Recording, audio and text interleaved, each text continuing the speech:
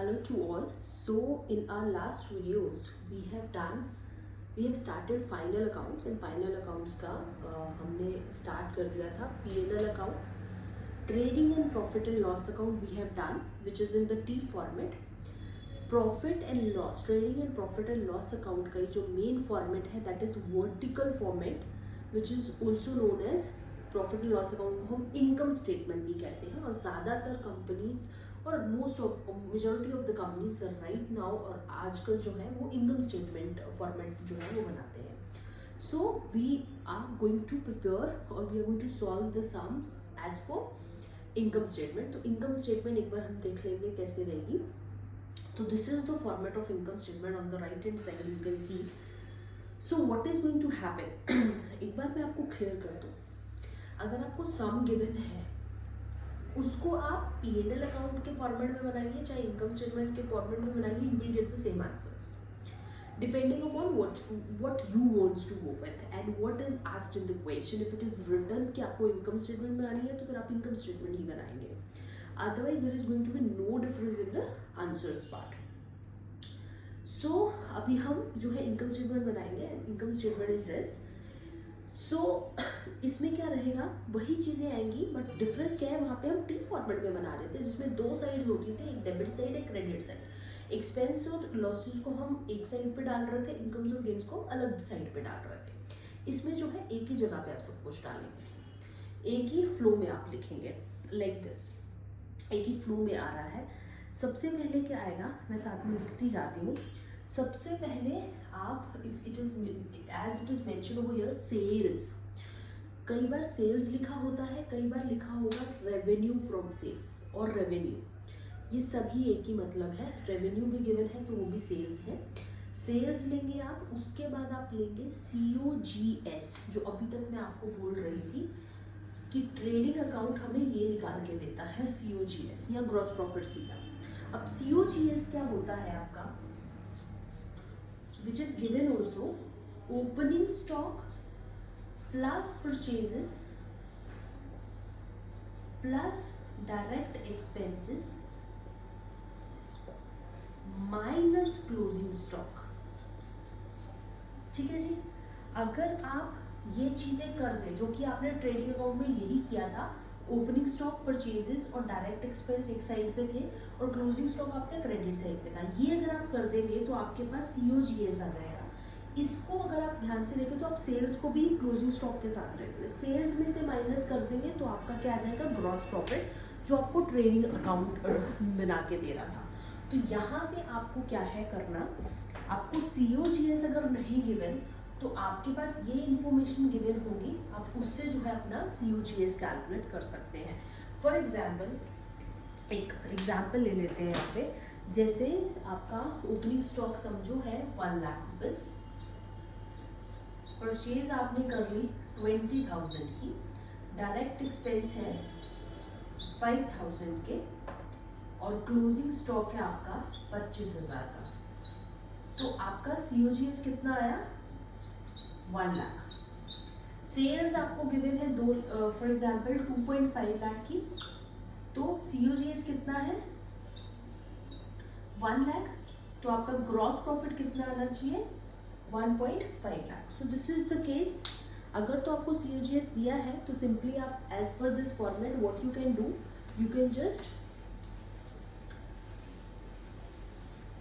Just minus COGS from sales, you will get gross profit. और अगर नहीं दिया तो इस तरीके से आप opening stock plus purchases plus direct expense minus closing stock करके जो है COGS अपना कैलकुलेट कर सकते हैं.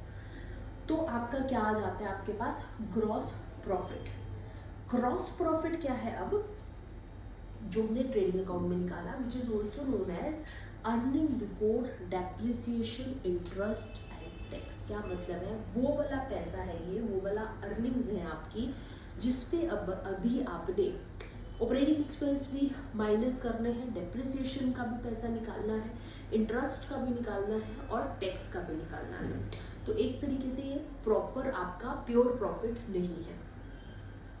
नेक्स्ट इसके बाद आपका काम आता है जो आपके ऑपरेटिंग एक्सपेंस है वो माइनस करेंगे, जो ऑपरेशन से रिलेटेड है.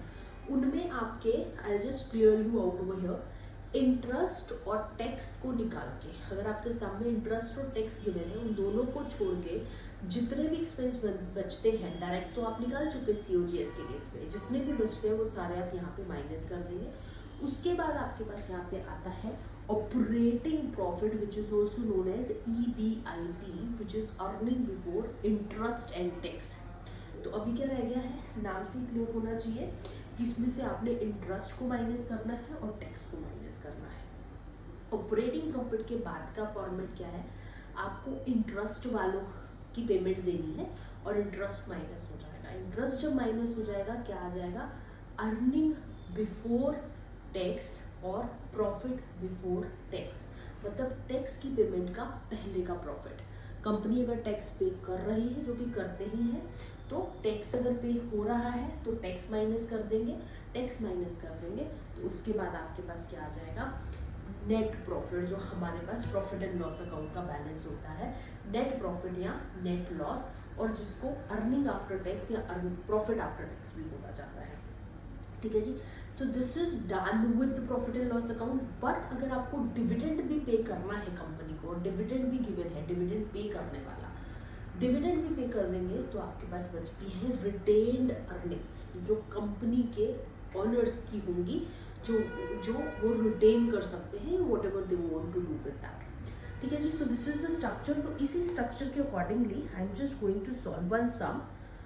सो income statement I'm going to prepare over here and income statement this is going to be, आप पूरा लिख लीजिएगा यहाँ पे फॉर द ईयर एंडिंग, जो भी ईयर आपको एंडिंग दिया होगा। सो इफ़ यू कैन सी, हमें सबसे पहले मैं माइनस जिनको करूँगी उनको मैं रेड पेन से लिख लेती हूँ so that it will be more clear. तो सेल्स आएगी सबसे पहले, which is your 8 lakh. 8 lakh की हमें सेल्स दी हुई है। COGS हमें कैलकुलेट नहीं करना, क्योंकि COGS जो है हमें ऐसे ही गिवन है। COGS मुझे गिवन है विच इज 20,000। ठीक है जी। सो 20,000 का COGS अगर हम माइनस कर देते हैं तो यहाँ पे हमारे पास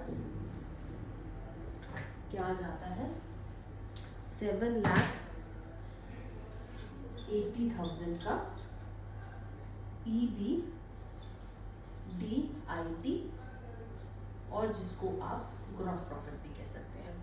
ठीक है। तो ये फर्स्ट पड़ाव तो हमने पार कर लिया। 7,80,000 का EBIT आ गया हमारे पास। याद रखिएगा we have to go with the format, format के अकॉर्डिंग ही बनेगा ये, क्योंकि जो प्रॉफिट्स आएंगे वो एक क्लेम में आएंगे। अगर आप खिचड़ी पका के सब इनकम्स को ऐड करके एक्सपेंस को माइनस करके तब भी कैलकुलेट करते हैं, then also you will get the right answer. So next is salary. तो सैलरी जो है आपकी डायरेक्ट एक्सपेंस हो गया। Next given is carriage outward indirect expense हो गया। नेक्स्ट इज जनरल एक्सपेंसेस ये है 20,000 के, कैरेज आउटवर्ड 2,000 एंड जनरल 3,000। उसके बाद डेप्रिसिएशन भी है, तो डेप्रिसिएशन पूरा लिख देते हैं। Depreciation is of 3,000। तो ये ही आपके पास ऑपरेटिंग एक्सपेंसेस गिवन है। आपको मैं यहाँ पे बता भी दूँ, these are your operating expenses. तो 20, 22, 25 एंड 28,000 माइनस कर देंगे तो ये आपका आता है 7,52,000। सो this is what is it, EBIT, और इसको आप ऑपरेटिंग प्रॉफिट भी कह सकते हैं, which is earning before interest and tax और operating profit. Next in the sum it is given firm must meet interest expenses ₹2500 per annum it is given कि एक साल का उनका कितना इंटरेस्ट एक्सपेंस है, that is of 2500. So interest per annum given है और पर एनम ही हम लिखेंगे क्योंकि ईयर की बन रही है 2500 का. So which we can deduct from here 2500 and we will get 749,500. This is your earnings before tax, or you can say profit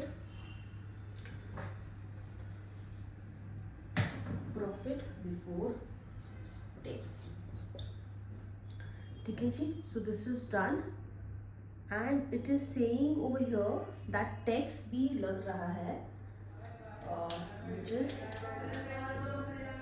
tax is income के ऊपर they are saying, उन्होंने अमाउंट दिया हुआ है, रेट नहीं दिया, तो हम उतने ही अमाउंट का लिख देंगे which is 40,000 का इनको टैक्स लगा है इस कंपनी को.